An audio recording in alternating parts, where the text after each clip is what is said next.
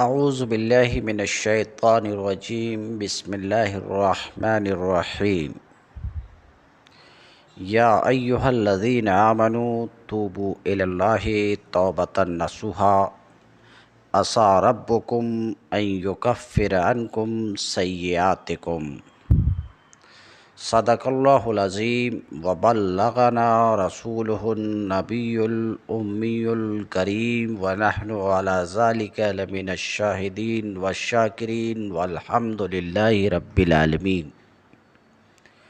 باب العلم انواریہ educational society و جامعہ انواریہ حیدرآباد انڈیا کے زیر اہتمام بفضلہ تعالی الجامع لشعب الایمان للبیہقی کا درس قسط وار جاری ہے۔ گفتگو اس عنوان کے تحت جاری ہے کہ ہر گناہ کا علاج توبہ کے ساتھ کرنا، یعنی آنے والی احادیث سے یہ بات ثابت ہوتی ہے، یہ بات معلوم ہوتی ہے کہ ہر گناہ کا علاج توبہ کے ساتھ کرنا چاہیے۔ چنانچہ اسی کڑی کی یہ حدیث بھی ہے جس کا نمبر 7110 ہے۔ یہ حدیث جامع بن شداد سے روایت ہے۔ وہ روایت کرتے ہیں مغیث بن سمع سے۔ وہ کہتے ہیں کہ آپ لوگوں سے پہلے لوگوں میں ایک آدمی تھا جو گناہ کا کام کرتا تھا۔ اللہ تعالیٰ نے ایک دن اس کو پکڑ میں لے لیا۔ اس نے دعا کی، اے اللہ مجھے معاف کر دے، مجھے معاف کر دے، تو اللہ تعالیٰ نے اس کو بخش دیا۔ اس حدیث سے یہ بات صاف ہوتی ہے کہ بندہ گناہ کر کے جب اللہ تعالیٰ سے معافی مانگتا ہے تو اللہ تعالیٰ اسے معاف کر دیتا ہے۔ اس لیے ہم سے کبھی بھی کسی طرح کا کوئی گناہ ہو جائے تو فوراً توبہ کرنا چاہیے، استغفار کرنا چاہیے اور دل سے کہنا چاہیے، اے اللہ میں توبہ کرتا ہوں تیری بارگاہ میں، اے اللہ معافی مانگتا ہوں تیری بارگاہ میں، تو میرے اس گناہ کو، فلاں گناہ کو بخش دے اور مجھے معاف کر دے۔ ایسا کرنے سے یعنی معافی مانگنے سے اللہ تعالیٰ اس بندے کو، اس بندے کے گناہ کو معاف کر دیتا ہے۔ سامعین کرام، آئیے اب اگلی حدیث سنتے ہیں۔ حدیث نمبر 7111 ہے۔ حضرت مصعب بن عثمان کہتے ہیں کہ سلیمان بن یسار سب لوگوں سے خوبصورت چہرے والے آدمی تھے، یعنی بہت خوبرو انسان تھے سلیمان بن یسار۔ ایک عورت ان پر داخل ہوئی۔ اس عورت نے اپنے آپ کو اس پر پیش کیا مگر سلیمان نے اس کو منع کر دیا۔ وہ عورت کہنے لگی، ورنہ میں تمہیں رسوا کر دوں گی، یعنی تم اگر میرے ساتھ میری خواہش پوری نہیں کرو گے تو میں تمہیں رسوا کر دوں گی۔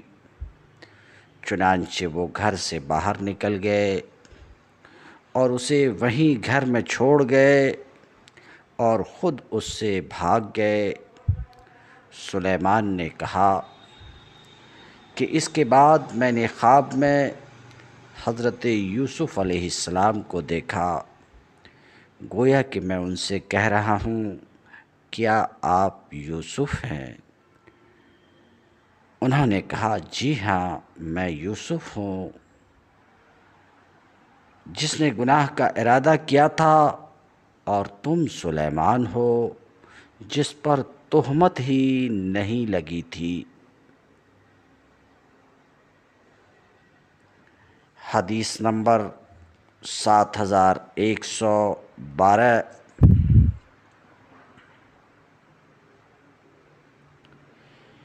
یہ حدیث مروی ہے سعید بن جبیر سے، اور وہ روایت کرتے ہیں ابن عباس رضی اللہ عنہما سے۔ انہوں نے کہا، حضرت ابن عباس رضی اللہ تعالی عنہ نے کہا کہ بنی اسرائیل میں ایک عابد تھا، ایک عبادت گزار بندہ تھا جو کہ ایک غار میں علیحدہ عبادت کرتا تھا، یعنی ایک عبادت گزار بندہ تھا جو لوگوں سے الگ ہو کر ایک غار میں اللہ کی عبادت کرتا تھا۔ ابن عباس رضی اللہ عنہ نے کہا کہ وہ بنی اسرائیل اس کی عبادت پر بڑے خوش تھے، یعنی بنی اسرائیل بہت خوش تھے کہ وہ بڑا عابد ہے، بڑی عبادت کرنے والا ہے۔ ایک مرتبہ بنی اسرائیل اپنے زمانے کے نبی کے پاس بیٹھے تھے، اچانک بنی اسرائیل نے اس عابد کا ذکر کیا تو ان کے نبی نے فرمایا، ساری باتیں تمہارے آدمی کی اچھی ہیں، یعنی تم میں جو عابد ہے اس کی ساری باتیں اچھی ہے، اگر یہ بات نہ ہوتی کہ سنت کا تارک ہے، یعنی اس کے اندر جو باتیں ہیں سب تو اچھی ہیں، مگر وہ ایک سنت کا تارک ہے، یعنی اس نے نکاح نہیں کیا ہے۔ ابن عباس رضی اللہ تعالی عنہ کہتے ہیں کہ نبی کی کہی ہوئی بات عابد کو بھی پہنچ گئی۔ ابن عباس کہتے ہیں کہ عابد نے دل میں سوچا کہ اگر یہی بات ہے تو پھر کس چیز پر اپنے آپ کو میں گھلا رہا ہوں، اور میں اپنے آپ کو اٹھاتا ہوں، دن کے روزے رکھتا ہوں، اور راتوں کو قیام کرتا ہوں، جب کہ میں تارک سنت ہوں۔ ابن عباس رضی اللہ تعالی عنہ کہتے ہیں کہ وہ عابد اپنے عبادت خانے سے نیچے اتر آیا۔ کہتے ہیں کہ وہ عابد نبی کے پاس آیا، لوگ ان کے پاس موجود تھے، اس نے سلام کیا، نبی نے جواب دیا۔ وہ نبی اس عابد کو چہرے سے نہیں پہچانتے تھے، نام سے جانتے تھے۔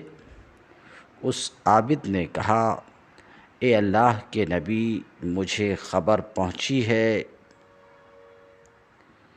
کہ میرا خیر کے ساتھ ذکر آپ کے سامنے ہوا تھا، تو آپ نے یہ فرمایا کہ تم لوگ تو اس کے بارے میں یہ کہتے ہو، کاش کہ یہ بات نہ ہوتی اس میں کہ وہ تارک سنت ہے۔ اگر میں تارک سنت ہوں تو پھر کیا فائدہ، میں کس چیز پر اپنے نفس کو گھلا رہا ہوں؟ میں دن کو روزے رکھتا ہوں، رات کو قیام کرتا ہوں۔ اس نبی نے پوچھا کہ تم فلانے ہو؟ اس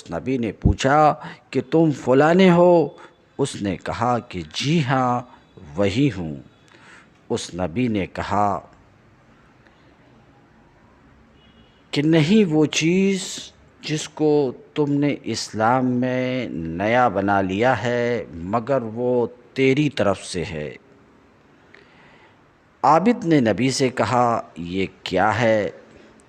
ابن عباس رضی اللہ تعالی عنہ نے کہا کہ وہ عابد اس بات کے ساتھ اس کو خفیف سمجھا۔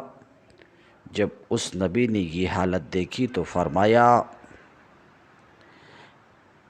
بتاؤ، اگر سارے لوگ وہی کام کریں جو تم کر رہے ہو تو اس نسل میں مجاہدین کہاں سے آئیں گے جو دشمن کو مٹائیں، اور کہاں سے آئیں گے وہ وائز جو امر بالمعروف کریں اور نہی عن المنکر کریں، اور کہاں سے آئیں گے وہ لوگ جو مسلمانوں میں وحدت اور اتفاق پیدا کریں۔ ابن عباس رضی اللہ تعالی عنہ فرماتے ہیں کہ چنانچہ وہ عابد نبی کی بات سمجھ گیا اور بولا کہ اے اللہ کے نبی، بات وہی درست ہے جو آپ فرماتے ہیں، میرے ماں باپ قربان، میری کیا مجال کہ میں اس کو حرام جانتا، یعنی نکاح کو حرام جانتا، میری یہ مجال نہیں ہے، لیکن میں آپ کو اپنی کہانی سناتا ہوں، آپ کو اپنی کہانی بتاتا ہوں۔ میں ایک غریب فقیر آدمی ہوں، میں لوگوں کے اوپر بوجھ تھا، وہی مجھے کھانا دیتے تھے، وہی مجھے کپڑے پہناتے تھے، میرے پاس کوئی مال و متاع بھی نہیں ہے۔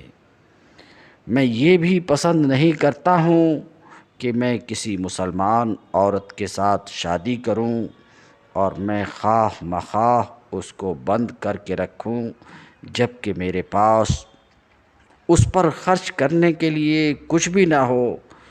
باقی رہے امیر لوگ، غنی لوگ، وہ مجھ سے شادی نہیں کرتے۔ ابن عباس رضی اللہ تعالی عنہ نے کہا کہ اس نبی نے کہا، بس تیرے ساتھ یہی مجبوری ہے؟ اس نے بتایا، جی ہاں،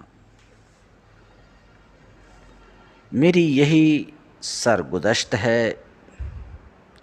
اس نبی نے فرمایا کہ میں اپنی بیٹی تمہارے ساتھ بیاہ دیتا ہوں۔ عابد نے پوچھا، کیا واقعی آپ ایسا کریں گے؟ نبی نے کہا، جی ہاں۔ عابد نے کہا کہ میں نے اس کو قبول کیا ہے۔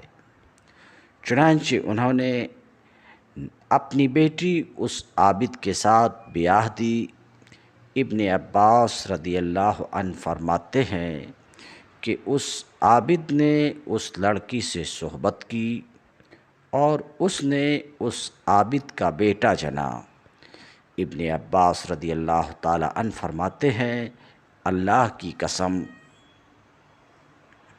بنی اسرائیل میں ایسا کوئی بیٹا پیدا نہیں ہوا تھا جس کے پیدا ہونے پر انتہائی خوشی ہوئی ہو۔ انہوں نے کہا، جس کے پیدا ہونے پر بنی اسرائیل بہت خوش ہوئے ہوں۔ انہوں نے کہا، یہ ہمارے ایک عابد کا بیٹا ہے اور ہمارے نبی کا بیٹا ہے، یعنی نواسہ ہے۔ ہم یہ امید کرتے ہیں کہ اللہ اس کو بھی اسی مقام پر پہنچائے گا۔ وہ لڑکا جب بالغ ہوا تو بتوں کی عبادت میں لگ گیا اور بہت سے لوگ بھی اس کے تابع دار بت پرست بن گئے۔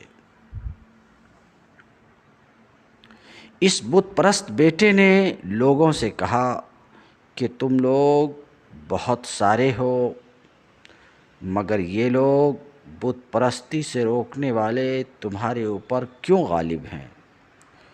لوگوں نے کہا کہ ہم آپ کو بتاتے ہیں کہ ان کا کوئی بڑا اور سردار ہے، ہمارا نہ کوئی بڑا ہے نہ سردار ہے، یعنی وہ ہم پر اس لیے غالب ہیں کہ ان میں سردار ہے اور ہم میں کوئی سردار نہیں ہے۔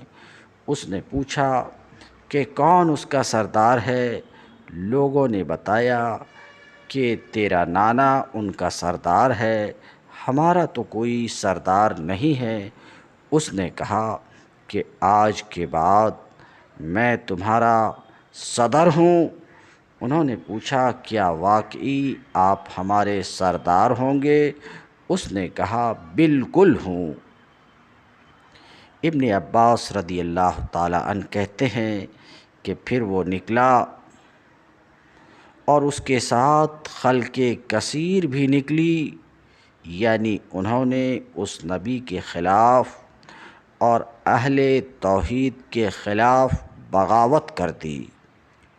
اس کے نانا نے جو کہ نبی تھے اور اس کے والد نے جو کہ عابد تھے، اس کے پاس پیغام بھیج کر اس کو منع کیا،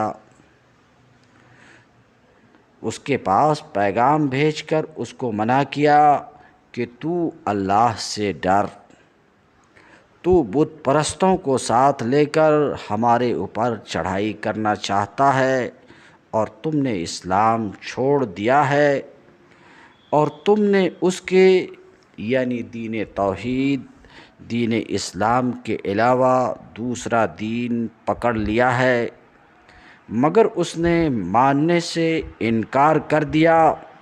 پھر اس کے نانا نبی باہر نکلے اور اس کے والد آئے، ان کے ساتھ انہوں نے اس کو دعوت دی، مگر اس نے انکار کر دیا۔ لہٰذا موحدوں اور مشرکوں کے درمیان قتال اور جہاد شروع ہو گیا۔ سارا دن لڑتے رہے، حتیٰ کہ ان کے درمیان رات آڑے آ گئی اور لڑائی رک گئی، مگر صبح اٹھ کر پھر لڑائی شروع ہو گئی۔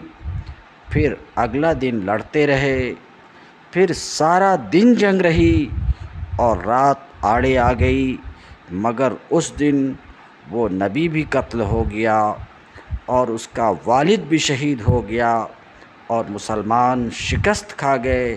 اس نے زمین پر قبضہ کر لیا، لوگوں نے اس بت پرست کی پیروی کر لی۔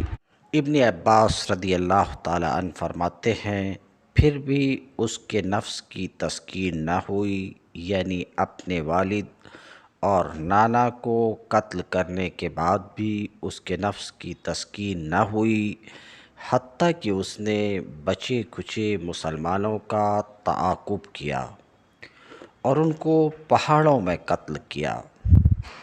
ابن عباس رضی اللہ عنہ نے فرمایا کہ اس کے بعد وہ مسلمان جنہوں نے اجتماعات کا مظاہرہ نہیں کیا تھا اور نبی کا ساتھ نہیں دیا تھا، جب یہ رنگ دیکھا تو پھر مسلمان جمع ہوئے اور کہنے لگے کہ ہم حکومت و اقتدار سے بالکل الگ اور دستبردار ہو گئے ہیں، بالکل اسی کے حوالے کر رکھا، لہٰذا اب وہ ہمیں چن چن کر قتل کر رہا ہے۔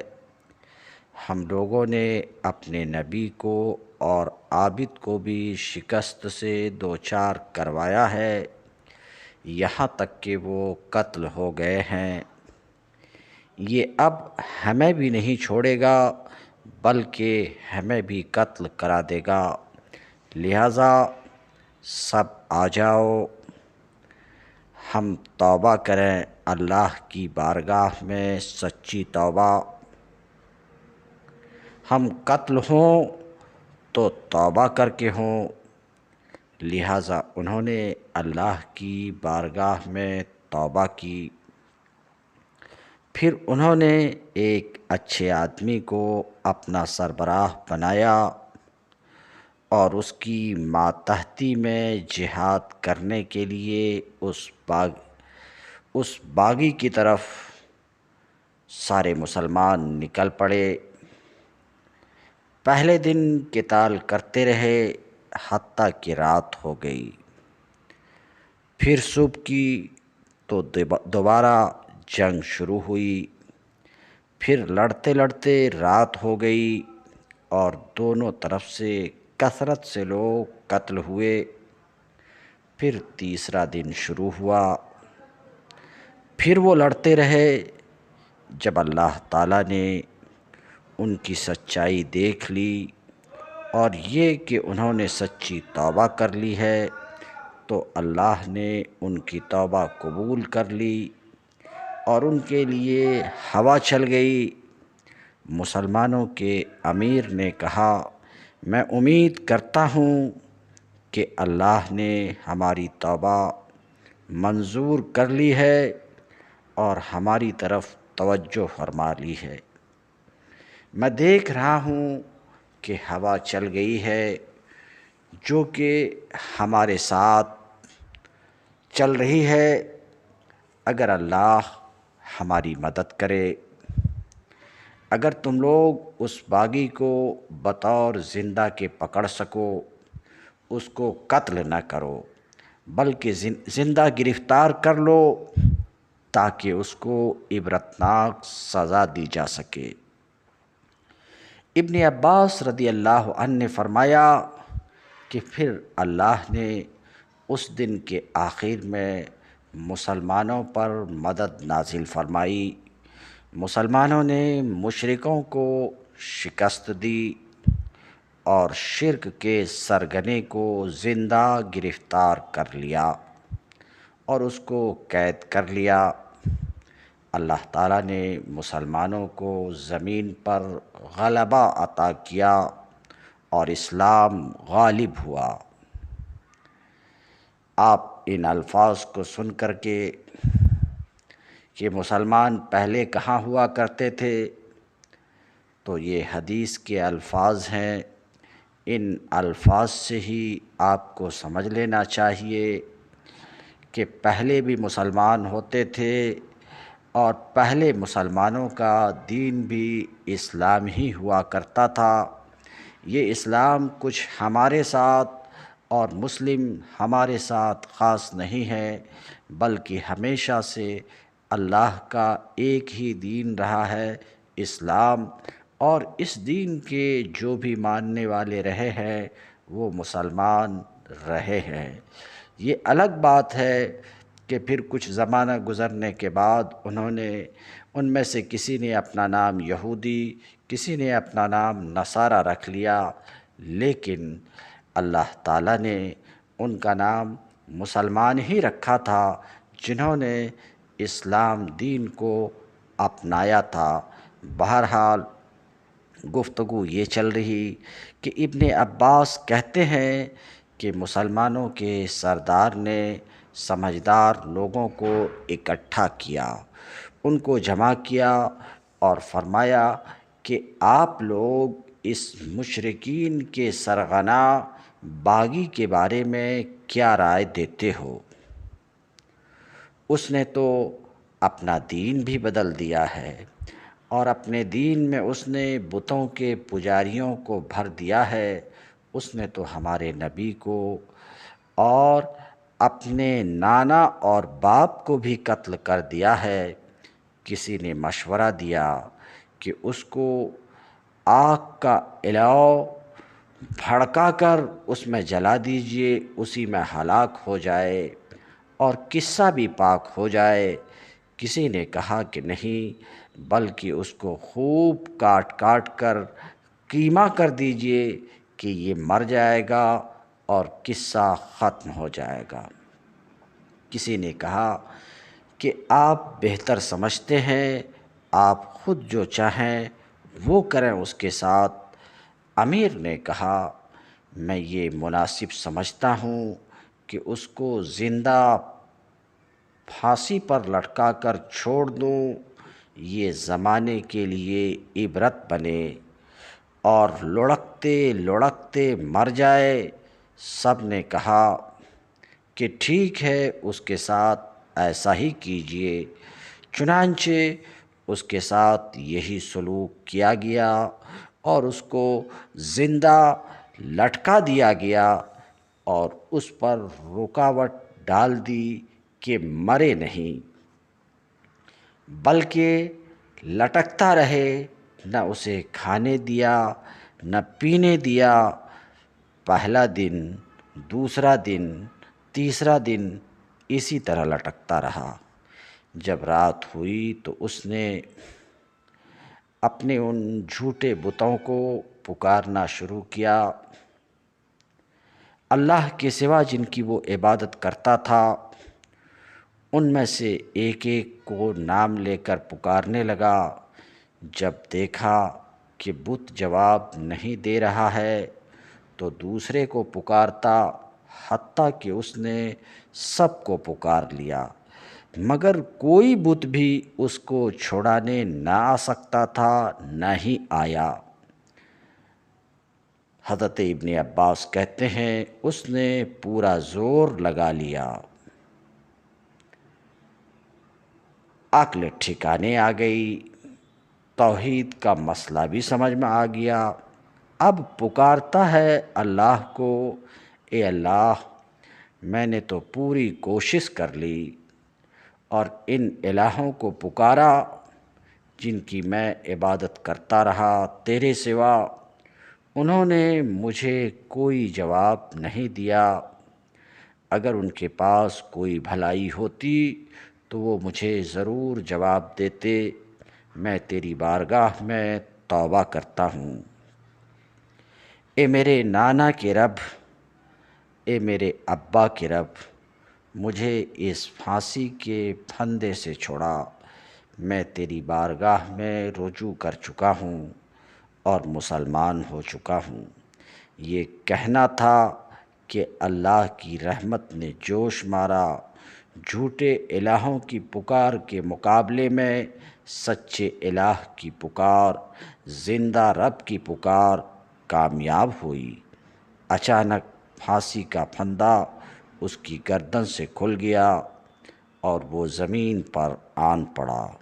چنانچہ اس کو پکڑ کر پھر امیر کے پاس پیش کیا گیا۔ اس نے پوری بات سنی اور سمجھدار مسلمانوں کو بلا کر پوچھا کہ تم لوگ اب اس کے بارے میں کیا کہتے ہو؟ انہوں نے کہا کہ ہم یہ سمجھتے ہیں کہ اس کو اللہ نے چھوڑ دیا ہے، اور آپ ہم سے کیا پوچھتے ہیں؟ امیر نے کہا تم لوگ سچ کہتے ہو۔ امیر نے کہا کہ اس کو چھوڑ دو۔ کہتے ہیں کہ حضرت ابن عباس رضی اللہ تعالیٰ عنہ نے فرمایا اس کے بعد وہ ایسا نیک ہو گیا کہ اس جیسا نیک پھر کوئی بنی اسرائیل میں نہیں ہوا۔ اس پورے واقعہ میں آپ نے سماعت فرمایا کہ درس ہے کہ آدمی کتنا بڑا خطا کار گناہ گار کیوں نہ ہو، سچے دل سے اللہ کی بارگاہ میں توبہ کرتا ہے تو اللہ اس کی توبہ کو قبول کرتا ہے۔ استغفر اللہ ربی من کل ذنب واتوب علیہ انک انت التواب الرحیم۔